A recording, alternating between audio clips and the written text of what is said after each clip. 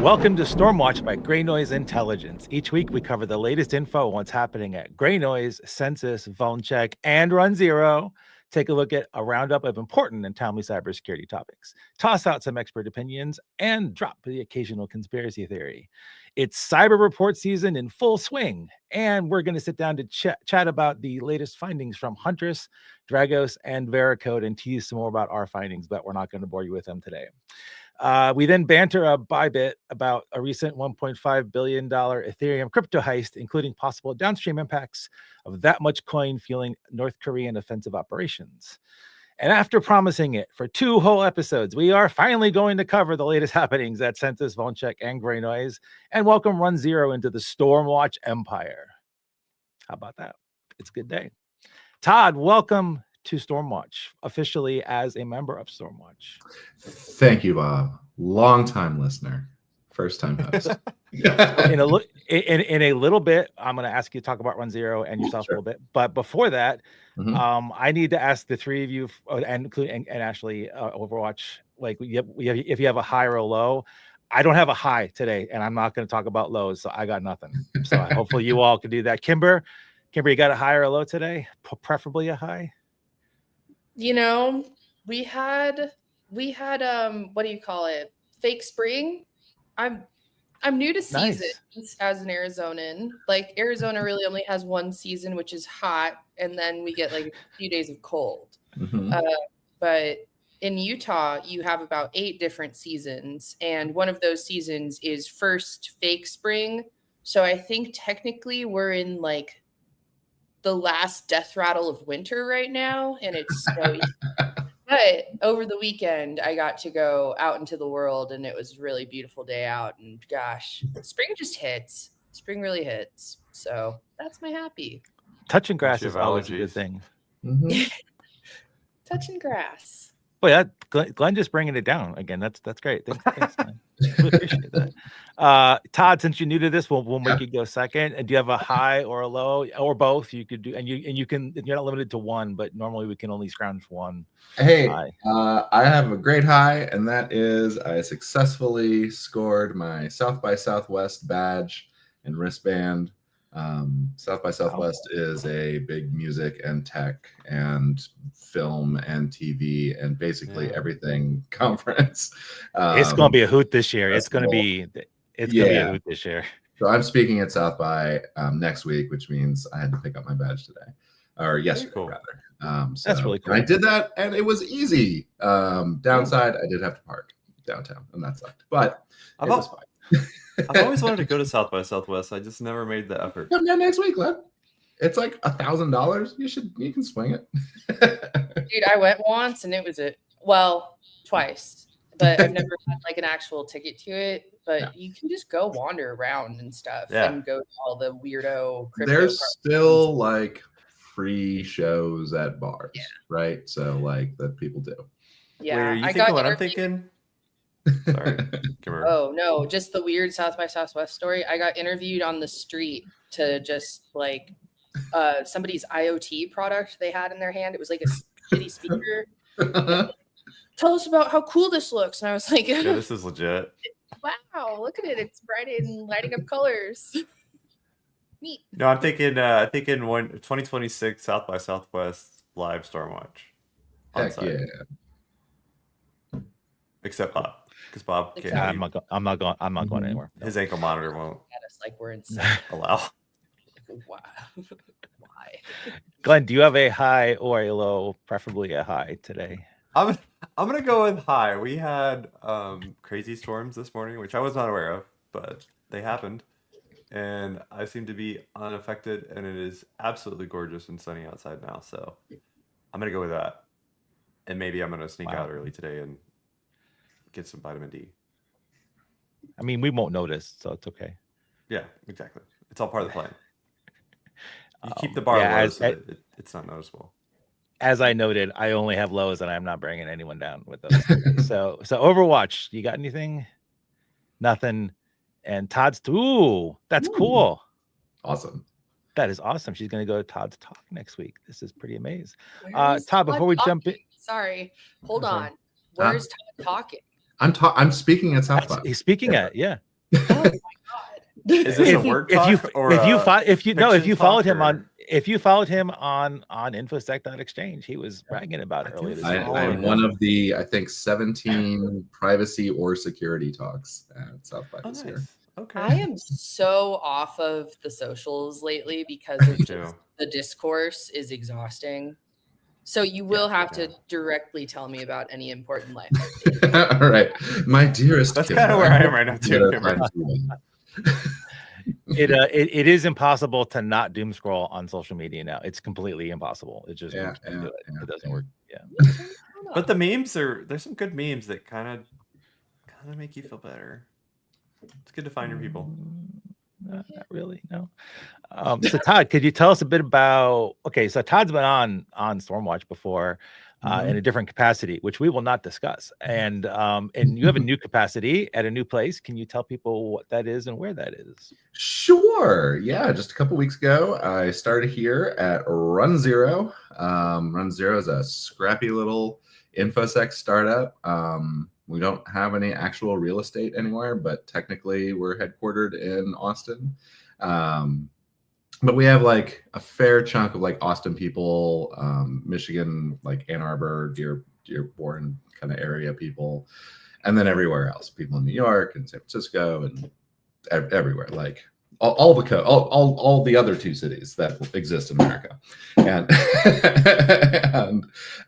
and we make a pretty cool asset management and exposure management product that is pretty dope. I've been watching it for years and years. I've always described it. This is not official Run Zero stuff yet.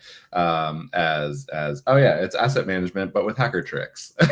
And so it takes advantage of like leaky protocols to like tell you more about your internal assets. So real good for like regular old traditional internal IT, IoT, OT, ICS stuff, SCADA stuff, all the things, right? It's a very nice platform.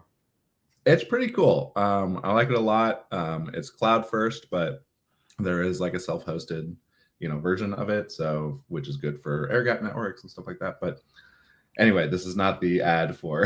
no, but it kind of is because before I joined GreyNoise, and I don't say this anymore because like I work for the company, so me saying everyone should have GreyNoise sounds like I'm shelling, so whatever. But before I joined GreyNoise, I used to say all the time on that platform that used to be Twitter that any organization that does not have both GreyNoise and Run Zero is an idiot, and I still stand by that. For anyone that doesn't actually use either one of us, I still stand by that. So, I've been watching GreyNoise. I've been watching GreyNoise as well. I've been watching Run Zero for at least 4 years. Pretty much since it started, because it is very, very cool. The engineering is solid. The people here are all amazing. We just had like a whole company offsite like last week, like the day after I joined. It's like, this is great. This is the best job ever. Just go and hang out. That is super cool. And yeah, so I'm real excited. And my specific function here is I'm running the research. So shocker, I know, I'm right? shocked. This is my shocked face, Todd. Yeah. If you know Rob King, which you would if you watch the Run Zero Hour, he is director of applied research, and I am embarrassingly vice president of just security research. So that's kind of the divide, right? Like he does research that like actually goes into the product. I do research of like things that may someday go into the product, a little more pie in the sky stuff. So I forget where I have it, Todd. But if you, I'm one of the social media networks, or a couple of them. I also don't like to say vice president either. But there's a phrase in Icelandic that sounds way cooler, but it means the same thing. So you should use that. You should use that one. All right, I'll look well. So Overwatch punishes me if I don't say this. So we do have a podcast. I think you might know that because you're listening or watching it right now. But it'd be great if you could go down here and fill in the subscribe thing with a valid business email address, hopefully. So you can learn all about the cool things we're going to be doing, and we do it everywhere with this stuff. Also, and we have a poll. The noise letter. You're missing out on some content because Bob is Mhm. slaving away at those noise letter videos lately. That Yeah, man, yes. which one? Bob, Which one, Kimber? if you really just enjoy Bob Rudis content, Which Bob There's Unfiltered is just so ratatouille. so basically my 2 grandkids and that's it, right? So okay, that's good. All right. Well, and me and Glenn, apparently. Okay, that's cool. We have a Jordan does an amazing job like logging onto the platform so that I don't have to, and then no one else really has to. And if folks don't know about X cancel, you can just put the word cancel after the letter X and x.com, and then any path after that, and you don't have to give any attention span to the evil owner of that platform. And when you are reviewing annual threat reports, what insights are most valuable to your team? And from the X crowd, it's emerging threat trends by a long margin. Does that shock anybody? No, because that's why so much of InfoSec Twitter existed, was to keep an eye on emerging threats. Yeah, but it's kind of interesting to think about. All of these reports are so curated that they take a lot of time. So I don't know if I consider these annual threat reports to be emerging threat trends, but maybe we just define emerging differently. Well, I think people on X, I'm calling it Twitter, people on Twitter just saw emerging threat and they were like, that's me. Yeah, you're probably right. Because a lot of people can't read. For folks who are just listening, the other 3 are industry attack data, defensive strategies, and threat actor analysis. Let us see what the activity pub verse had to say about this. And defensives, look at this. We have defenders on infosec.exchange. This is beautiful. This is so beautiful. We are doing so for the audio only on Twitter, everyone is into emerging threat trends, and on Mastodon and Friends, everyone's into like actually defending. So yeah, that's really cool. Tracks. That made my day. Wait. Like, before we go to LinkedIn, let's take bets. Okay. Threat actor. Threat actor. That's what I was threat actors. Yeah. No. Like, no. LinkedIn is full of a bunch of boring dweebs. It's industry attack data. There's no toxic positivity answer though.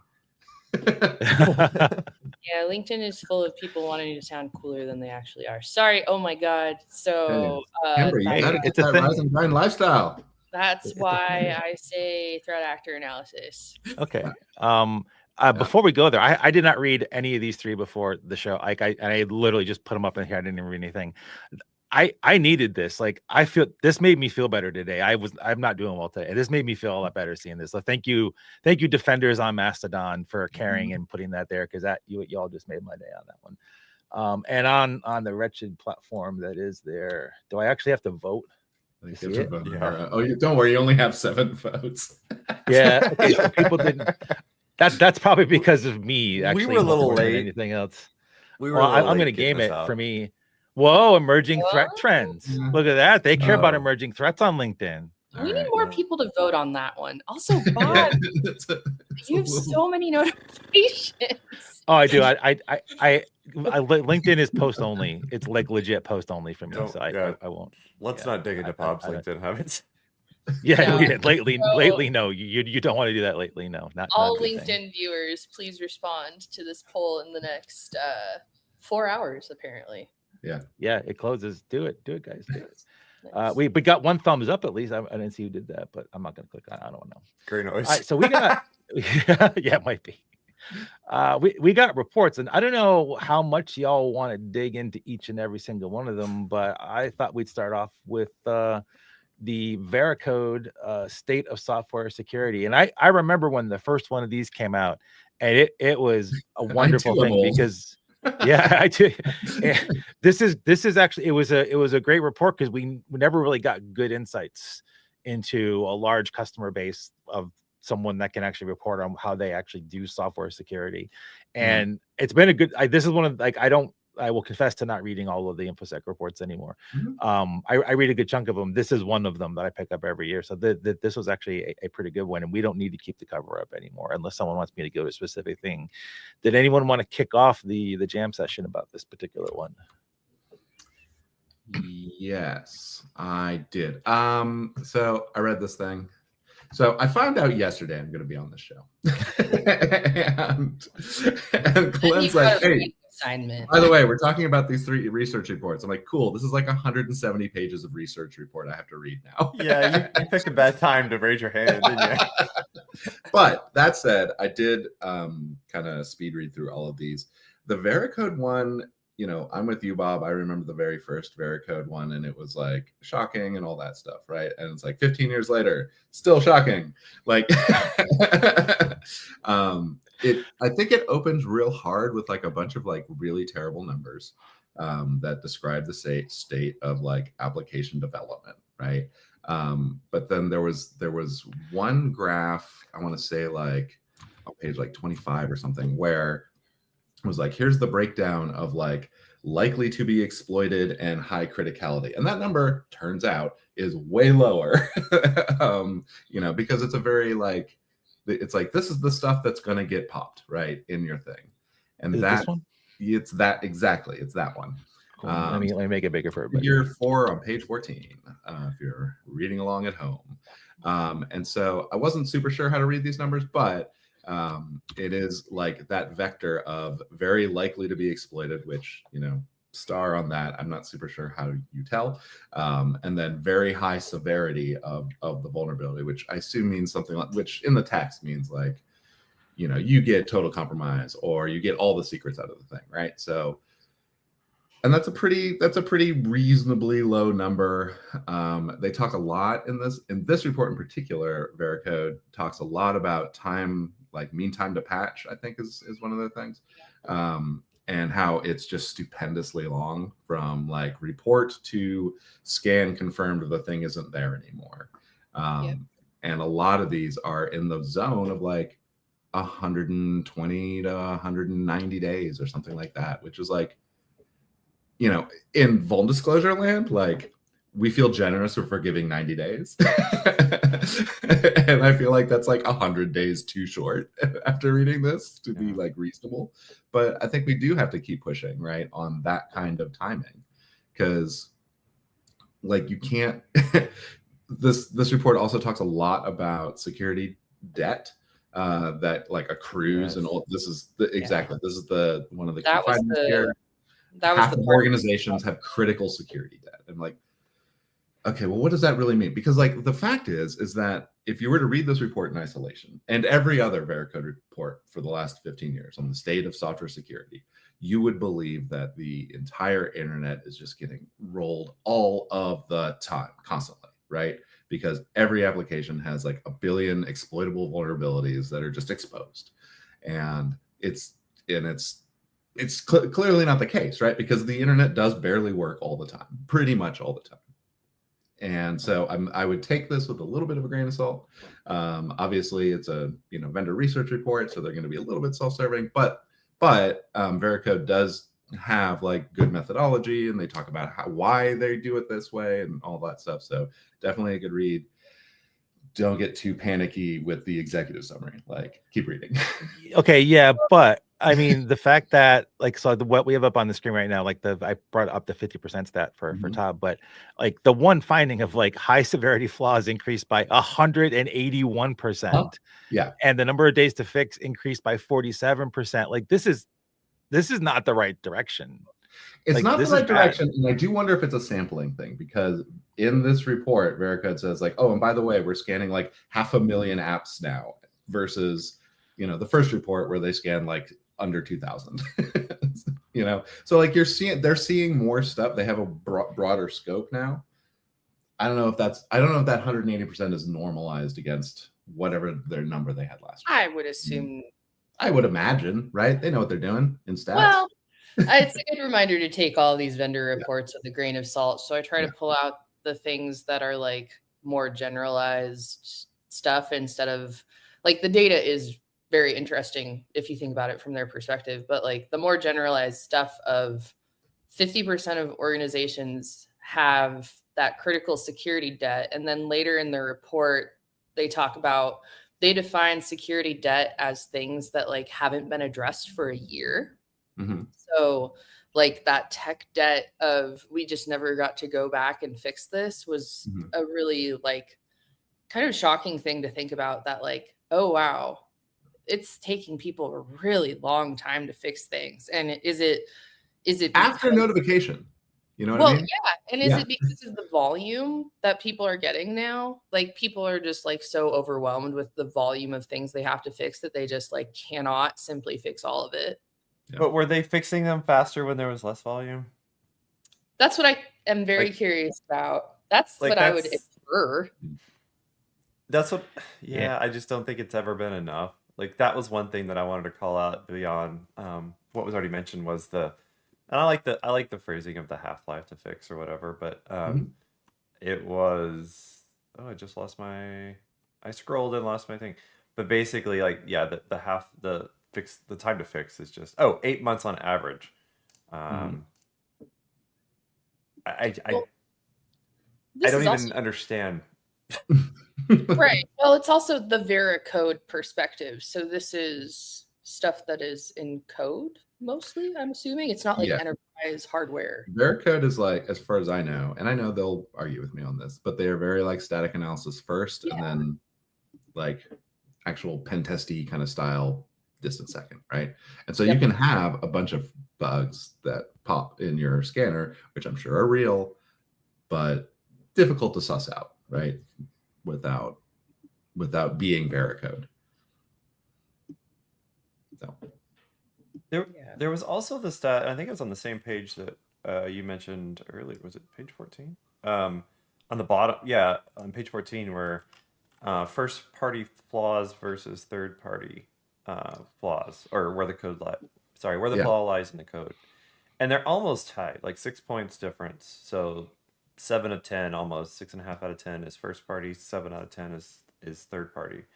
So if you were an organization and you're looking at basically the equal chance of looking that there's a flaw in your code or a library that you're pulling in, like where would you recommend folks start?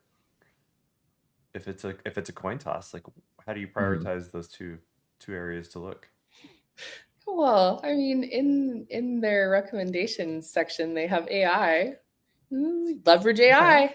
Yeah, I was just about to say AI is going to fit right. You can just pipe all your code through Claude 3.7 Sonnet and I'm done, right? No, I think one of the useful things that AI might do is actually like make it, I don't know, if your entire product is reliant on a prior version of some bespoke package and then you have to upgrade that very bespoke package, like maybe the AI could help you do that. But like, I don't know what they really meant by that point about use the AI. My thought on the question I asked was like, first party code, other people are probably not trying to also look into. Third party code, it's a shared, assumingly open source library. So hopefully the crowds win, but that's a tough coin flip. Well, and fixes in open source library is like get more bang for your buck, right? Like I know not only fix my stuff, but I'm fixing other people's stuff. And so it's a nice socialist way to do things. That's cute. Or not only do you inject problems into your stuff, you inject problems into others. Right. It's usually the case, but I liked Todd's like very cute take.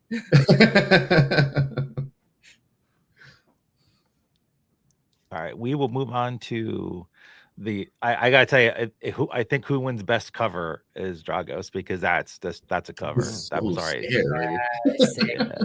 Very sick.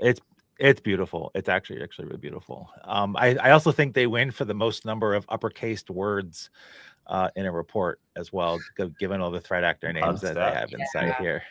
This was my favorite report, just because I really enjoyed all of the breakdown of the threat actor investigation that they did. I thought that was something that, even if you don't have any OT or ICS in your environment, the walkthroughs that they did, breaking it down on all the different groups, it gave enough details to see how you could take a look at your environment. And honestly, everything is phishing. That's pretty much where I'm at right now. Everything is just variations on phishing. Always has been, always will be. But yeah, Dragos, they walked through a bunch of the threat actor groups that they've done investigations on. There was even a section on like the hacktivism activity that they've observed. So just a really good like threat intelligence style breakdown. And there was a good section on vulnerability findings. As the VulnCheck human in the room, obsessed with vulnerability management now. I really like, I understand that this might be a little bit marketing, but it's also just good. It's good advice to do their framework for vulnerability remediation, because they break it down into like a now, next, never. I forget what page. That's so funny. I was talking to Bob this morning about that exact thing. Is like, I like this. Yeah. And it's towards the end, I think. Oh yeah, it's page 52, Bob. Super towards the end. But now should be like less than 10% of vulnerabilities are the things that you patch, like you get a response to, like you patch now because they're like very responsive. If you don't patch this now, there's probably going to be consequences now. And then next, they are things that are remotely exploitable, but they like need some prep work. So you're probably going to have some delay in those happening. Like they're not going to happen now, but you're going to get reconnaissanced and those vulnerabilities will be exploited. And then they're either like difficult to execute or like, I liked this phrasing, the same risk that exists inherently in ICS. So some things are insecure by design, and never vulnerabilities. Well, that's a terrible design. Right. Like those are just like the inherent risk you accept. So I thought, I guess that phrasing was nice. To make sure, in case folks aren't familiar with Dragos, Dragos, I always say it differently every time. Is they are heavily OT, IT, IoT. Oh my gosh. OT focused. For their entire business is OT. What we used to call SCADA, right? Like yeah. You did used to call it SCADA. Yeah. There is, I think of the patch now category is kind of what I've always mentally filed away as. Not testing the patch is probably less risky than not patching, if I phrase that properly. Where it's a hot take. Like, well, I mean, I don't think it's a hot take, is it? Like basically doing nothing is riskier than just putting in the patch without testing it. If testing is your have you installed a Microsoft patch bundle yet? Like lately? I mean, seriously, like there's always something really bad after every patch Tuesday. I think the state of the art patching today is much more reliable than it was 10 years ago. 30 years ago. So if you have a 10 of 10 in the background, just like cringing externally over what you said. I agree. He does vulnerability management for his passion.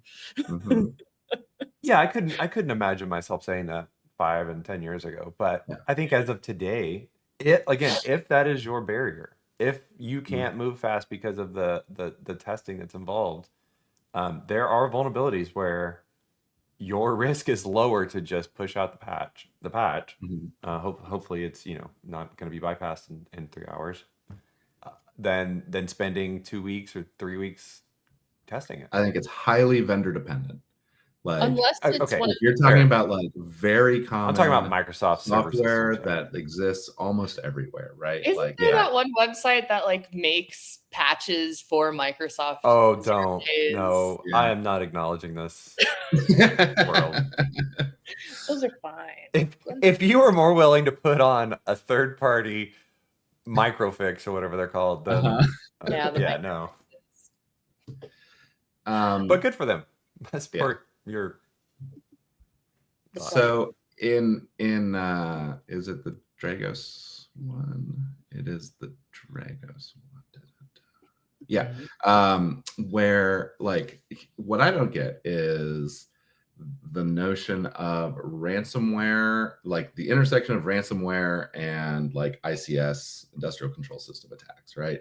And it feels like there's like headlines and in this report about that, but when you actually read the report, almost all the ransomware stuff is still regular old Windows, right? Because I maintain it's hard to put a ransom note on a 3-line LED screen. And so you're probably not ransoming that thing. Have you seen 0 Day?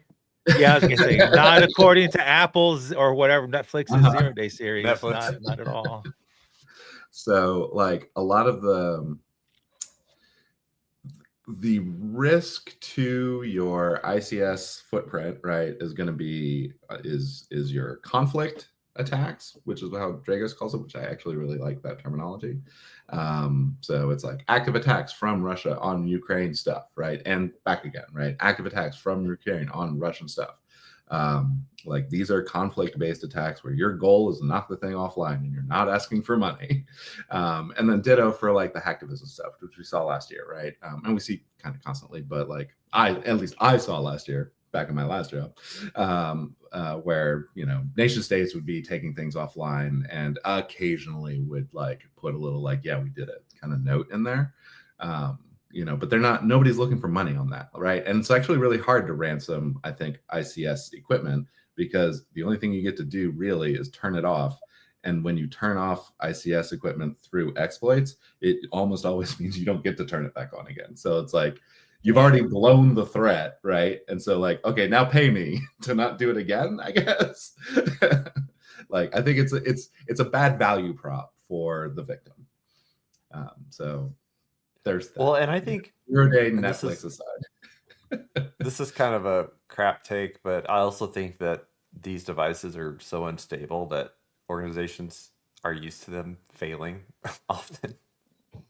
So they probably have a little bit more planning for recovery than other industries, but I think that with your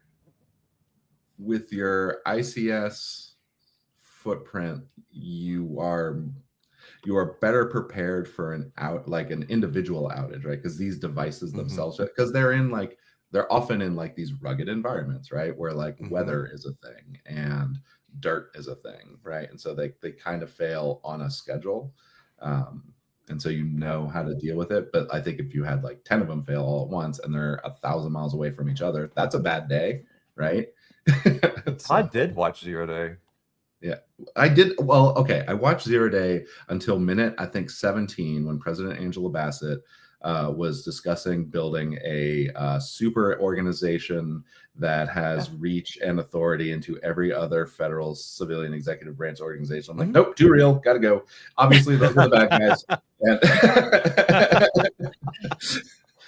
I watched episode 1 last night.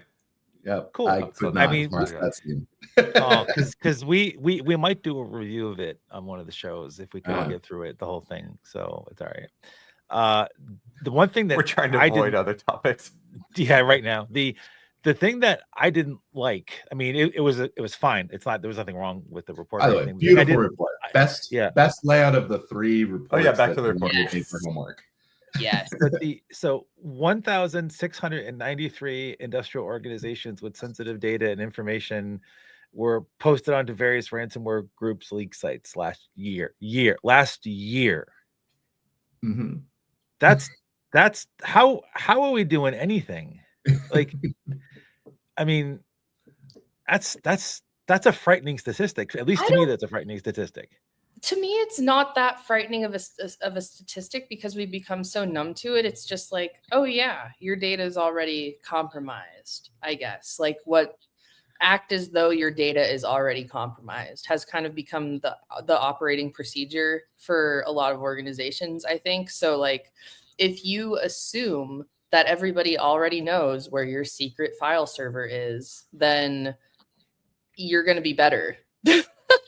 Instead of just like, oh yeah, we have this super secret file server that nobody knows about. It's just like, no, people definitely know about that. This is a terrible example, but I don't know. It's a sad statistic, but it's not exactly like a surprising statistic to me. I mean, we're at the point where data loss or data leakage doesn't matter anymore, right? Yeah, like, do we just get rid of all the because like when there's babies all are these born, regs and all the different put states them into the system? Like, just Just go ahead and Yeah, oh, yeah, you take the just give it to the attackers as well as the state. Yeah, I guess we can dilute the value of it by adding more to it. So do we just go on the offensive? Yeah, I guess we need to the and I know we just talked about it, so I'm not gonna stick on it, but I think that like the 3 modes of patching, everyone should just adopt that now. Like you should. That's the simplest thing. Do it. It should be explainable to everybody in your organization, and you'll be better off if you actually go do that. And shameless plug, the now definition actually fits right in with what GreyNoise focuses on, which is remotely exploitable, unauthenticated, happening now situation. I think that's also a bit what VulnCheck focuses on. Yeah, things that are remotely for exploitable. your prioritization. Yeah, I would agree. Yep. So the Huntress one also had a really nice cover. I mean, I'm sorry, this was a good report, but their team is great. Like, I mean, all 3 of the teams are great, and this team is equally as great as the other ones as well. And this is also a pretty accessible one. This has more broad appeal, like the Veracode one. I mean, not everyone might actually be a software shop, so maybe this one has the broadest appeal, I think, to most organizations. Well, Veracode was software. Yeah, Dragos was IoT, IT. Did anything stick out to anybody on this one? Yes, as well. Okay, absolutely. There is a chunk in the Huntress report on page 66 about those darned commercial VPN providers. Ah, yes. Yes.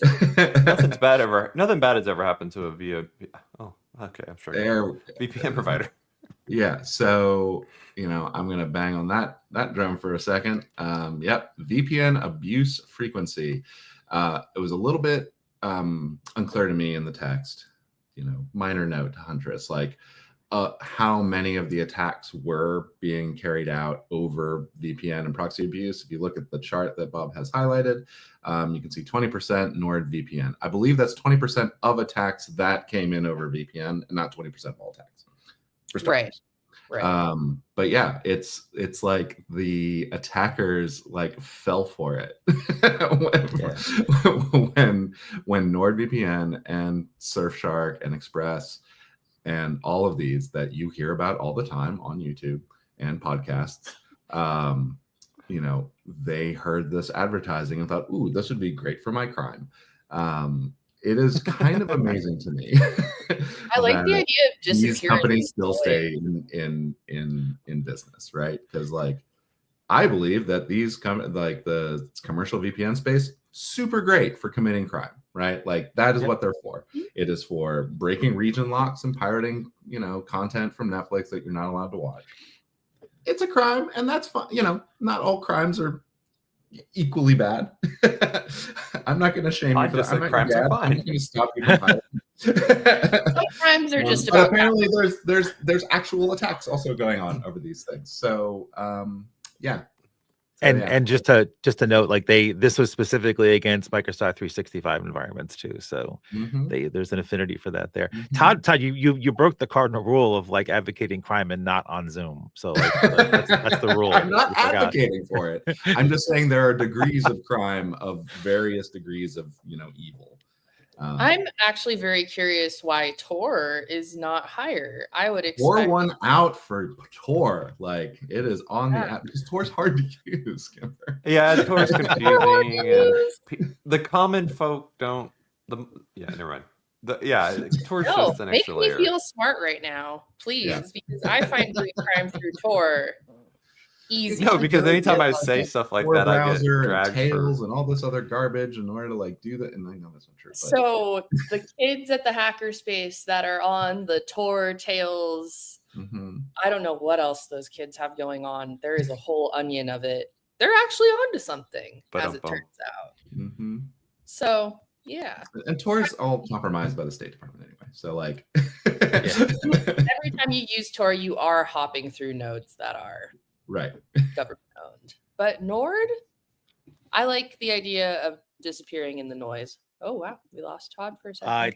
Todd is in the middle of a 50-mile-per-hour windstorm, so he probably legit lost internet right there. It was a thing that I was expecting to happen. So yay Texas.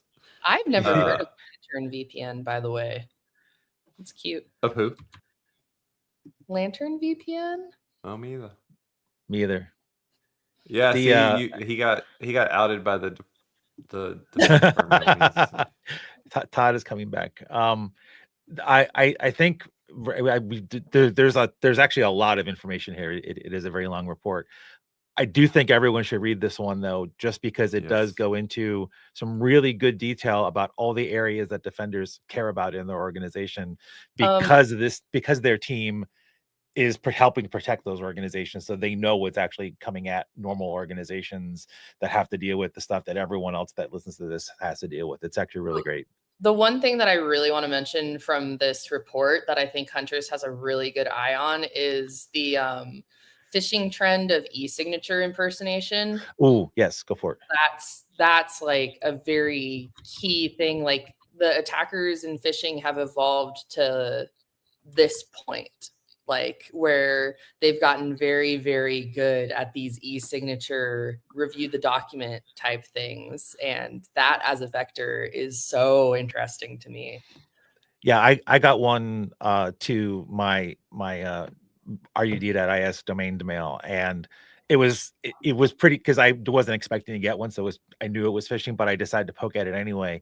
These are really good. Like they're getting really, really good with these. They're really good, and apparently they're 28.8%, they said, of attacks. They're bypassing all of at least the ones that I've received, they're bypassing all of the traditional mail and phishing filters, because the notification is legit.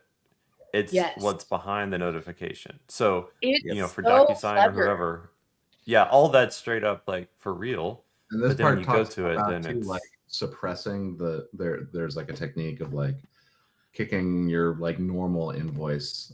Like I've already compromised your mailbox, right? And so now I'm going to suppress your normal invoice input and then put my own in there, so you never even see the real one. All that. I've loved the end of this report where it's just like a bunch of quick hits. It's like, hey, did you know you could do this? Did you know you could do this? Did you know you could do this? Like as an attacker, this is a great refresher. The other thing I think was cool in this report is, and they have a really good visibility for ransomware, but it kind of like, this is just if you want to go like read it, I don't think it's worth going over here, but they get into a little bit of the business of it and the effects of changing, like the payout distributions, how that increased to high volume attacks for small or for SMBs. And so it's just kind of, it's wild to me that I think we have data and reporting on ransomware actors that far exceeds anything that a SMB could do for their own business and their own trending. These ransomware as a service organizations are being run better than many Fortune, 1,000 companies or something, as far as like how they track their ins and outs. And it used to be, I find that the case, but it interesting. used to be the best customer service on the internet. Like, okay, so please teach me how to use Bitcoin, right? The easiest way to learn how to use Bitcoin is to get ransomware. Yeah, I can't tell that story, but yes. I'll just say yes. Still true. Cool. All right. So moving back to modern times. And we're not going to plug our own report, but we had one last week. Bob I'm gonna mention. We're gonna do a whole webinar on it. So if you really want to hear me and Morris jam about it, you can do that. Ashley hates it when I promote it that way. Anyway, sorry, Ashley. Overwatch, don't hurt me. Now I was like meh on this one, so you all like were like, hey, well maybe Todd wasn't, but everybody else was. We got to talk about like the North Korea like crypto hack thingy. So there was a North Korea crypto hack for like 1.5 billion Ethereum. Like, why does this matter? I guess to anybody out there. It's a lot of money. It's a lot of money. Have you read the news? Money. That's why it matters. Our national crypto reserve. Yeah. I'll just leave it at that. Our national crypto reserve. Like what? Everybody is just like face palming right now. Well, so inadvertently face palming. Yeah. So you say that, and today, one Democratic senator and one GOP senator are working together to do crypto the crypto caucus to get Great. it's like, And they'll build it in Texas, and then Todd will have less power. Probably. It's fine. Yeah. No, this is exactly why I mention it though, because like these heists used to be just like silly little crime things, and now they have like geopolitical kind of consequences. North Korea is a Imagine- nation-state actor that acts like a ransomware organization. Exactly. Lazarus Group is wild. Lazarus is insane. And yeah, this is a bank robbery, essentially, a wallet, or like whatever. You can imagine it as a bank robbery where someone took $1.5 billion and they used no weapons. They used no physical presence, right? Like, Yep. This is happening more and more as crypto is happening more and more. Crypto theft is so rampant that when I went to a crypto-based art thing, I'm not an I'm NFT to expand buyer. on that, but we'll come back to that. I'm not an NFT buyer, I promise you, but I just happened to be there. And one of the top 3 topics that people talked to me about was how to not get your shit stolen. They were like, you're new to this, you're gonna get targeted to get money stolen from you. Right. They're gonna steal your apes. It's just like, yeah, they're gonna steal your apes. It's part of the culture if you're in crypto of like people are going to steal your stuff. To quote Omar Little from The Wire, it's all in the game, baby. Yeah. And in this case, North Korea is Omar. North Korea rips off other cryptocurrency criminals. It's just and I didn't get the I didn't All get the article for it, but they apparently have already managed to cash out a bunch of million from it too. Yeah. So I wonder what they're gonna do with all that money. Do not put your money into crypto, folks. Yeah. They're gonna buy nukes. I mean, if you want to play a game, it's play a game, but don't put your whole buy Robux. Wait, can you? The idea of buying plutonium with crypto is so we live in the future. That's a cyberpunk future right there. Oh yeah. I mean, I've been championing Bob for us to have like a ghosty NFT or something. Maybe we should have a Stormwatch NFT. we really do. Yeah, but I looked into it and like, you got like $10,000 to get that started. We don't know. No way. You can mint things. No. If you want to get your own coin on a legit exchange and do the thing, it's like it used to cost money to do that. It does now. Yeah, it does now. Like on the big ones. Yeah. All you gotta do is be popular. That's all. It's not hard to spin up a shitcoin. So yeah. Okay. Well, yeah, but then clearly. And then maybe you spend one up and then you disappear for 9 weeks. I don't know. And we've had it for 10 years.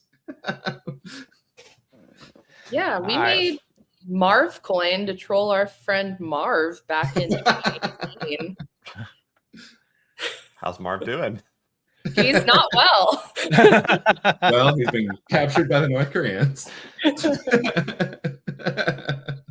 All right. So Kimber, we aren't gonna. We cannot cover Censys blogs without some Censys rep being here. So we'll have to. I have to renege on the complete promise, but we are going to talk at least about a couple. Kimber, pick one of the 3 that you all have published since the last time we were going to be talking about blogs.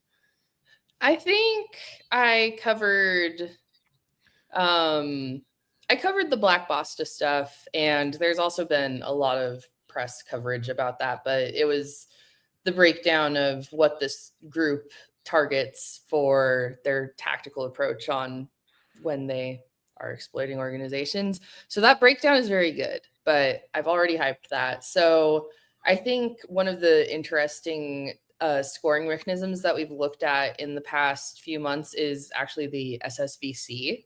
So Patrick wrote up this article about why we did that and just how to break that down, how to read it.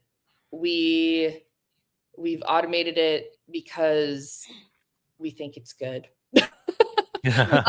Other people think it's good. So what do I want to say about great this? Between Kimber and Todd, like a quick word on SSVC's meaning, maybe. Yeah. Useful. I mean, Todd is here. So he could probably Yeah. brain dump on it a lot faster than I can.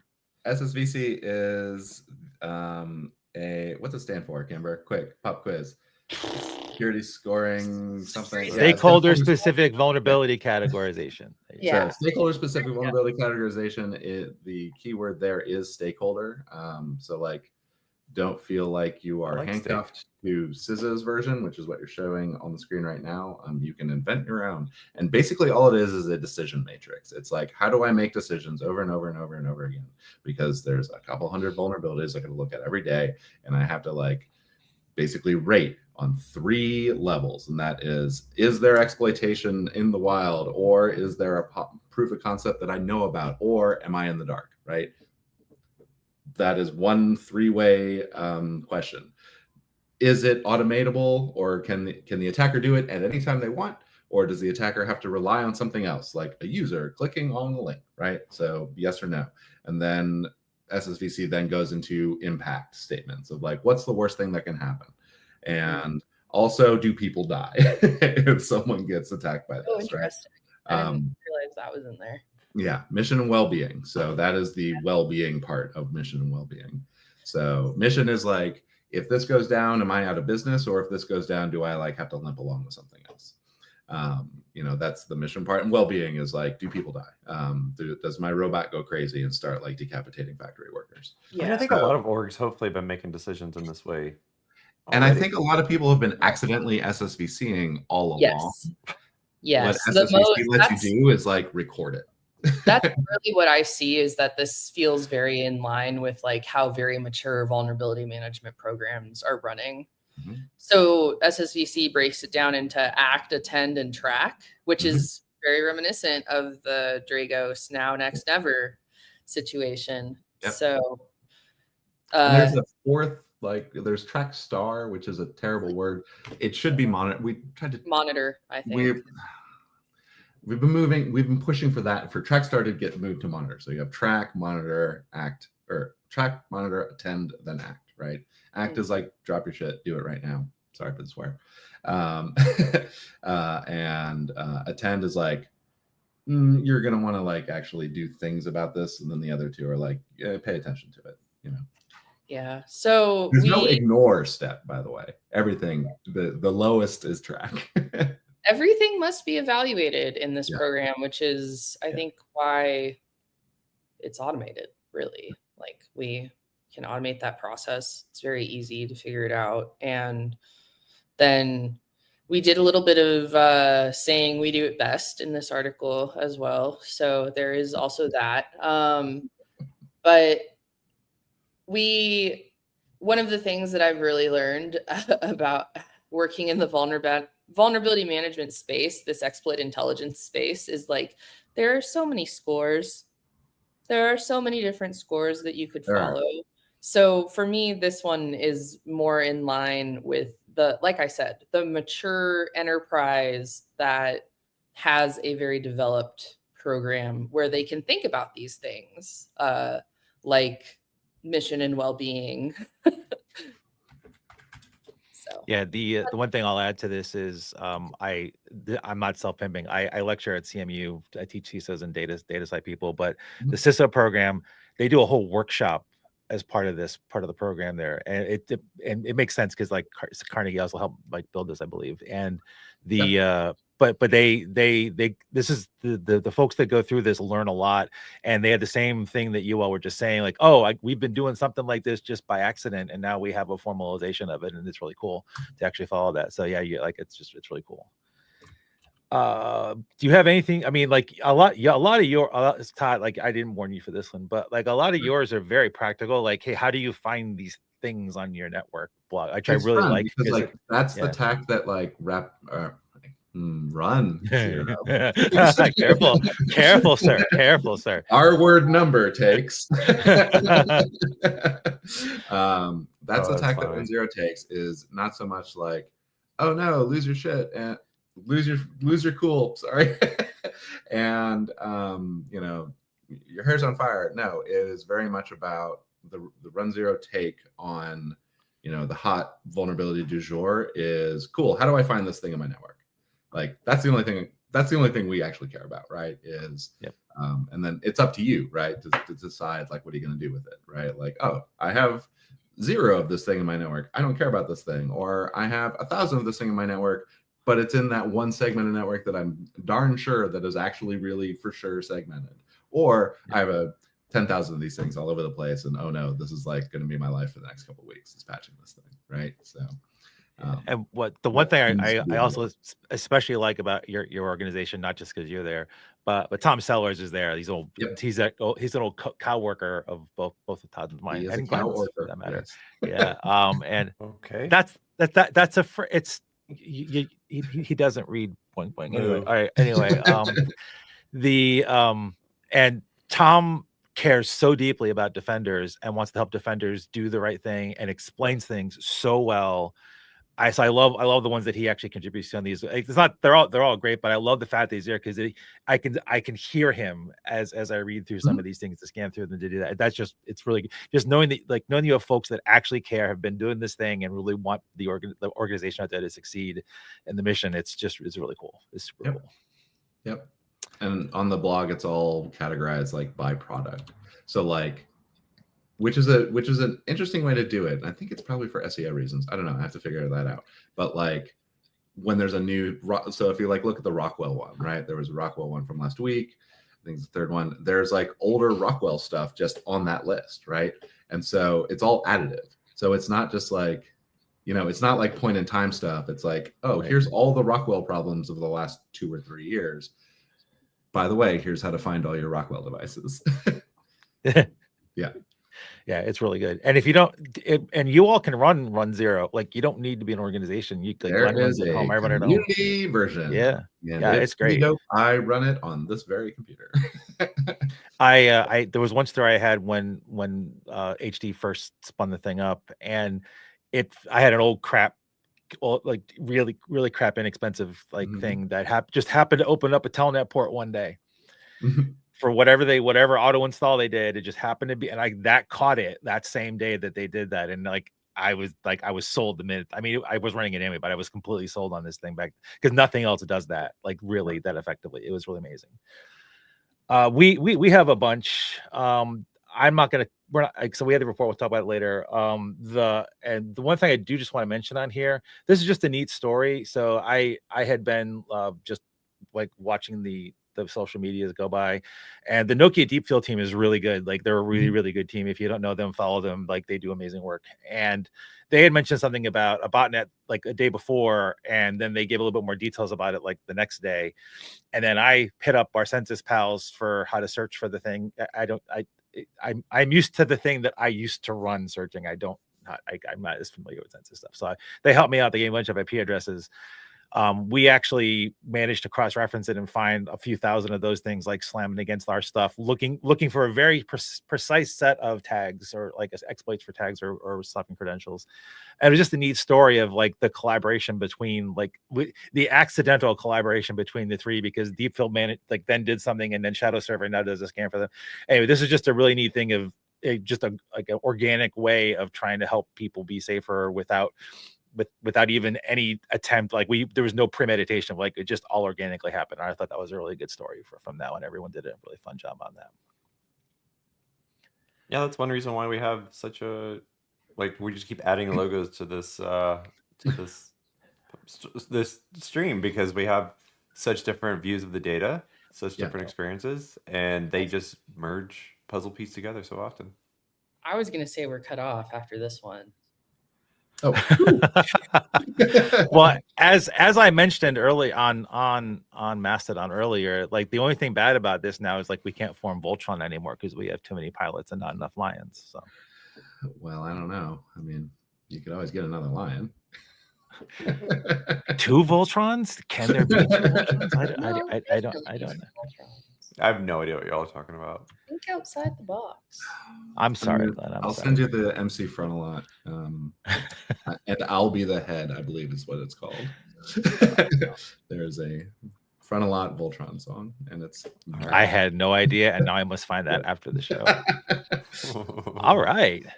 Well, anybody got anything to say before we close? Anything at all? Thanks for Happy having to have me. Todd I on look board. forward to being here. Yeah, it's great having most Todd on.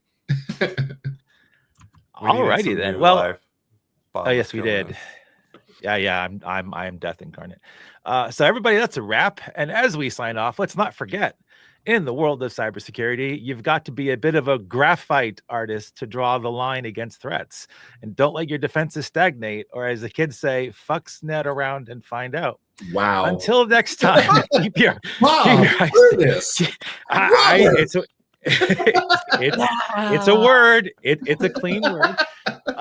Keep your ICS on the prize and your VPNs locked down tighter than a hacker's alibi. This is GreyNoise Stormwatch, where we always keep you one step ahead of the cyber tsunami.